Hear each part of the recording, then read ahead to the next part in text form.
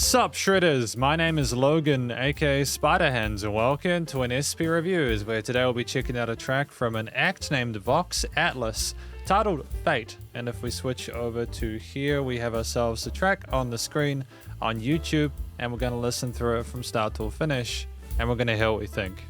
We're also going to be ranking this track on a set of criteria from 1 to 10, song criteria, but we'll do that at the end. For now, let's do it. Let's go.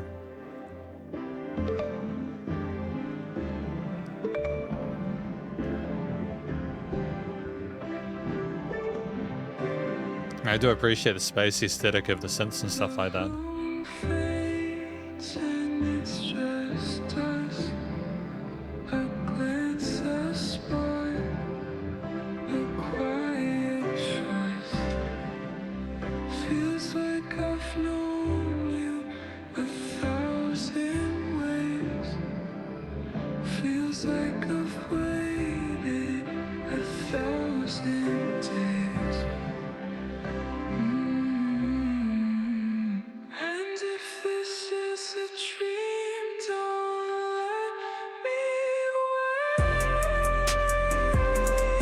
Yeah, we can sing. Well done.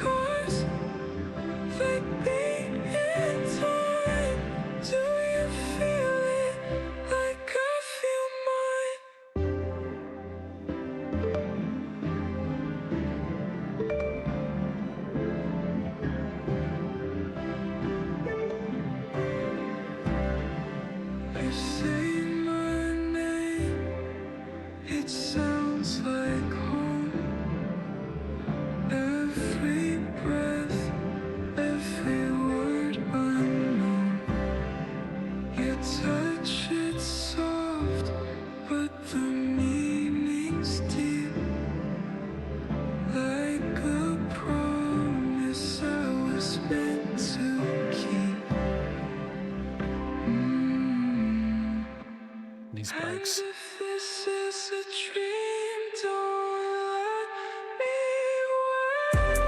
Yeah, so satisfying when we transfer like that.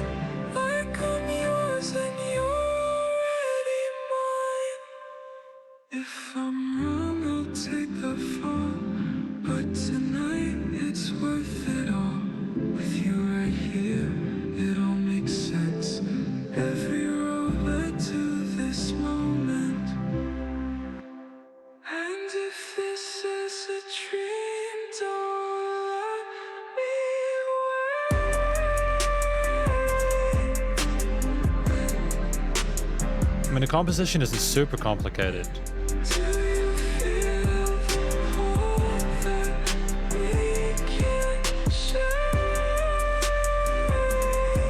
But it's a really satisfying loop.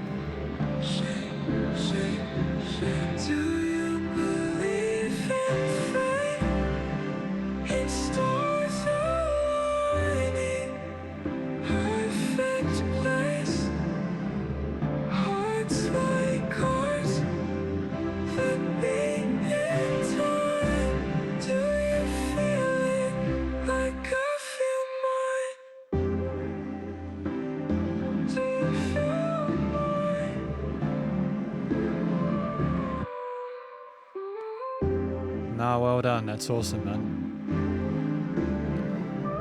It's a long track, but it pads itself out well.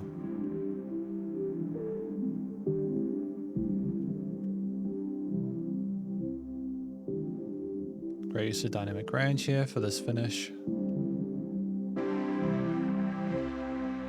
Just a really easy track to review, you know. Yeah, really satisfying. Hang on, what was that at the end? Sorry. Oh, there's like a little explosion at the end. I apologize for skipping there.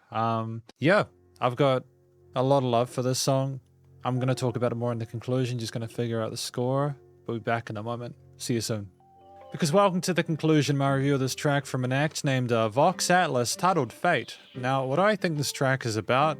I think it's about someone who's discussing with another. The song is speaking or singing to them, talking about the connection they have, that it's fate that they be together, their touch, the physical intimacy, the emotional connection they have. That's what I think this track is about, and it's, you know, kind of spread across the universe, whether it's someone close to them or someone far, I'm not sure, but either way, I think it's a gorgeous story to talk about or to sort of, you know, speak the truth on. I think the vocals were really well handled as well. We've got a singer who's very comfortable in their range. I'm aware that there were some effects on the voice, not to fix the performance, but to stylize it. And I think that's the best possible scenario in situations like this. I think if you'd gone the route some vocalists do, where, especially if they're feeling a bit self-conscious, not that I think the singer did well here, but like other singers, sometimes they can feel self-conscious. They can use auto-tune, for example, to kind of make their track seem like a little bit too perfect. But here, again, they show solid vocal technique, and the melodies are just captured really eloquently. And you get a feeling that they knew what they were doing and they succeeded in that attempt. There were some really compelling vocal melodies that harmonized neatly with the synth bass and drums, and it was really easy to listen to wherever it was, whether it was floating in the ether or within that sort of main chorus section. I think the track of 4 minutes 50, because this song got an overall score of 7.5 out of 10, which is pretty good. I think the song structurally, it had a comfortable sort of loop that you went back into each time. You could have potentially had like another instrument just kind of having a little soloish or leadish element there a bit later into the track. That's not a critique, it's more just you could have potentially had a bit more sort of instrumental diversity later on. Again, we seem like we were very comfortable with the fluffiness and the coziness of those synth pads, which is why, or the sort of synth strings, which is part of why I gave like the feels portion an 8 out of 10, because I think for what this track I feel is trying to accomplish genre-wise, stylistically, it excels at that. It's very comforting and relaxing to listen to. It's a really sweet tune that I think more than justifies giving it a chance as a listen through outside of the review. The way that the bass, drums, and synth pads came together, with not all the time, of course, the sort of the sub bass and the drum beats with the 8th note kind of accents there, or maybe 16ths.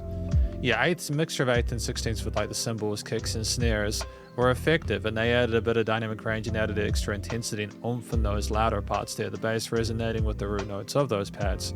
The way that the synths kind of swam around the ether, there was moments where they were filtered and less bright, where they were quieter. It just seemed like you were swimming through like a sea of these emotions that the person is feeling, but they're very spacey feelings. I don't know whether I'm being influenced by the art or not. Either way, it's fine. The art is pretty as well. There's a relative minimalism, I think, that carries across the entire piece that allows for the vocalist to have more presence, and especially when there is like literally nothing underneath that vocal line going into each chorus, you are forced to solely focus on the singer there. And part of why I think that's effective is that it allows a moment to really consider what they're discussing there. Almost like you're getting used to the silence they might feel without that person that they feel that their fate is tied to. Performatively, I feel like it's a very safe composition there. I think all the different connections and bits and bobs work together neatly. Thematically, I feel like the way that the chords coalesce, the extensions that you have within the harmonies add a complexity to the feel of the emotions throughout this track, and do well to mirror and reinforce some of the things that are being discussed within the vocals, that again, like the texture, tones, and timbres of the instruments, and for a sense of coziness, like you're close to that person, or you at least want to be close to that person. It's kind of like nighttime talk, you know. It speaks of something quite vibrant, and it's a track where you know, even though I mentioned there could have probably have been like an additional sort of instrumental lead line, I'm also not sure how you could have necessarily put that in a way where it would have felt cohesive to the overall listening experience, like with what had been previously instantiated. So ultimately, the way that things were put together without a note out of place, it was very strong, and it's simply the sound, the way that the instruments are put forward, how they mirror the softness of the vocal style, how things are structured within the frequency spectrum, compositionally, it all works. The studio recording, mixing, and mastering is one of the highlights of this track, primarily because of how well it's done. The fact that we knew how to have those reverbs and delays and the dynamic range and taking stuff out and putting stuff out, like the actual production side of things was tight. The leveling and the mixing, the mastering, it was nice and loud without pumping, with solid EQing work, and things surrounded you in the stereo field, and they weren't the same loudness all the time. There's deliberate attention put into trying to create, like, you wanted to get lost in the music. It was not only written in a way where you wanted to get lost in the music, but the music surrounded you regardless, and it successfully like invites you to get involved. And it's basically commercial grade. Like, I don't see what else you need to do to sort of improve things. It's simply, I suppose, it's almost like, actually no, I'm going to change my score in the production aspect to an 8 because I feel like it is tight. Overall, it's really well handled. This is my review of this track from an act named Vox-Atlas titled Fate, and hopefully you enjoyed it. If you did, please do go check him out via the various social medias and the YouTube page, and stay cool, stay safe, and please remember to support your local musicians and artists at this point in time, as you need the help more than ever with all the crazy stuff going on in the world, and I'll catch you in the next review. Spiderhands out.